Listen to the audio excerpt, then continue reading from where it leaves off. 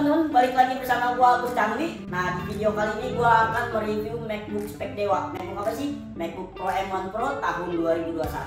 Oke, langsung aja ke videonya. Check it out.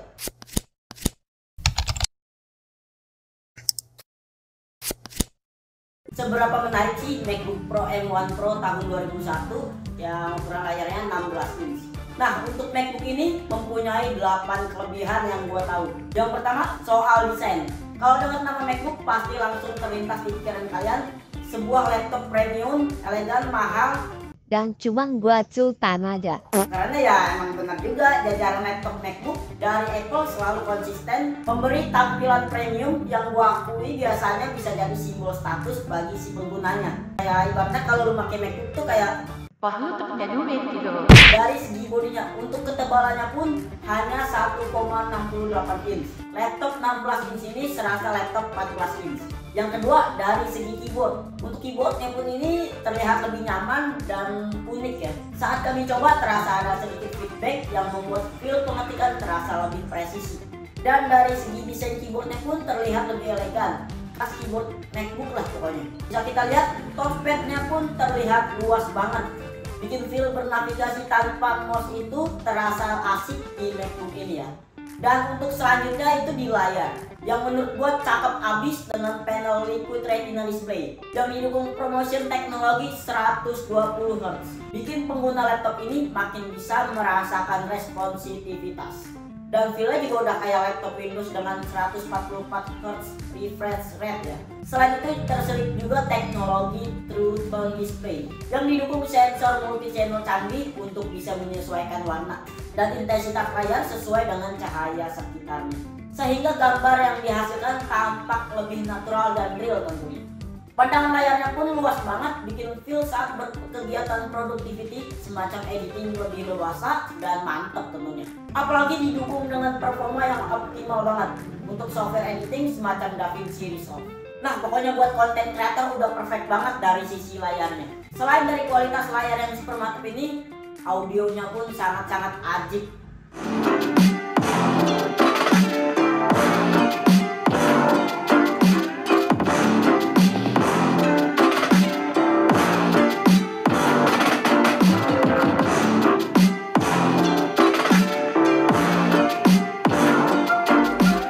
Yang dihasilkan luas pol, seakan suara yang dihasilkan berasal dari semua titik laptopnya. Sound clarity-nya juga bagus, frekuensi tinggi maupun rendah tetap terdengar detail. Dan menurut gua laptop ini juga jadi salah satu dengan kualitas audio terbaik yang pernah gua review dari antara semua laptop yang pernah gua review sebelumnya. Nah, untuk urusan storage ataupun penyimpanan ini bermacam-macam ya, dan harganya pun pasti berbeda-beda. Mulai dari 512 GB sampai 8 TB dengan transfer rate yang kenceng banget. Dan unit yang ada di depan gue ini berkapasitas 512 GB. Ini udah mantep banget lah.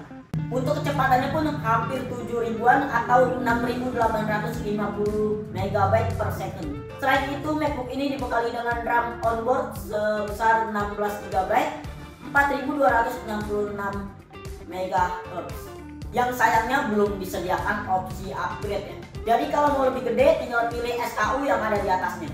Gak perlu ribet kalau pakai produk Apple. Kalau kurang pas tinggal pilih versi yang di atasnya. Tinggal pilih storage lebih besar dan RAM lebih besar. Karena laptop ini menggunakan SoC berarsitektur ARM ya, yang memang mempunyai efisiensi daya yang powerful banget. Tentu urusan baterai jadi poin plus di laptop ini. Karena saat kita tes laptop ini dengan metode wireless web video playback, laptop ini sanggup bertahan sampai 14 jam. Poin selanjutnya yang paling penting yaitu urusan performa yang gak bisa dianggap enteng. Jujur kami sempat berpikir mungkin MacBook Pro M1 Pro ini bakal dibantai gitu sama M2, tapi sebenarnya enggak juga. Itu masih belum bisa membuktikan M1 ini bakal dibantai, dan ternyata emang enggak. Ini kami buktikan salah satunya dengan pengujian content creation menggunakan DaVinci Resolve dan Adobe Premiere Pro yang dijalankan dengan skenario rendering video 4K berdurasi 1 menit single layer. Laptop ini mampu menyelesaikan proses renderingnya dengan waktu hanya 41 detik saja saat menggunakan DaVinci Resolve dan 39 detik saat menggunakan Premiere Pro. selevel lah dengan laptop platform Windows di range harga 30 jutaan. Nah, poin terakhirnya adalah laptop ini sudah mendukung framework garis 3D masa depan, yaitu API Metal. Singkatnya, API Metal ini adalah framework grafis terbaru dari Apple yang memungkinkan developer game atau software bisa memanfaatkan potensi penuh dari chip Apple M Series. Framework ini juga ditambahkan fitur upscaling bernama Metal FX yang cara kerjanya mirip dengan DLSS maupun FSR yang ada di Radeon. Nah, karena itulah kita uji GPU laptop ini dengan 3D Mark, V-Live, dan GFX Bench 5 menggunakan encoder API Metal 3. Hasilnya ya tentu mengagumkan. Performanya udah agak kayak laptop productivity ya, tapi lebih kayak laptop gaming. Bisa dilihat di pengujian GFX Bench High Tier 1440 pixel. Skornya ini menyentuh di angka 10.456. Sayangnya baru ada beberapa game aja yang support secara penuh API Metal ini. Salah satunya Rise of Tomb Raider yang bisa berjalan dengan optimal di 60-an fps dengan settingan 1440 pixel di high. Nggak ngebayangin juga sebenarnya kalau banyak game yang ada di PC udah bisa optimal dan berjalan aktif di platform Apple Silicon ini. Pasti para gamer banyak beralih ke platform ini. Pengguna itu punya pilihan. Jadi bukan hanya AMD dan Intel aja yang saingan, tapi ada Apple sekarang. Jadi gimana? Apakah kalian sudah berminat meminang MacBook Pro M1 Pro 16 inch ini?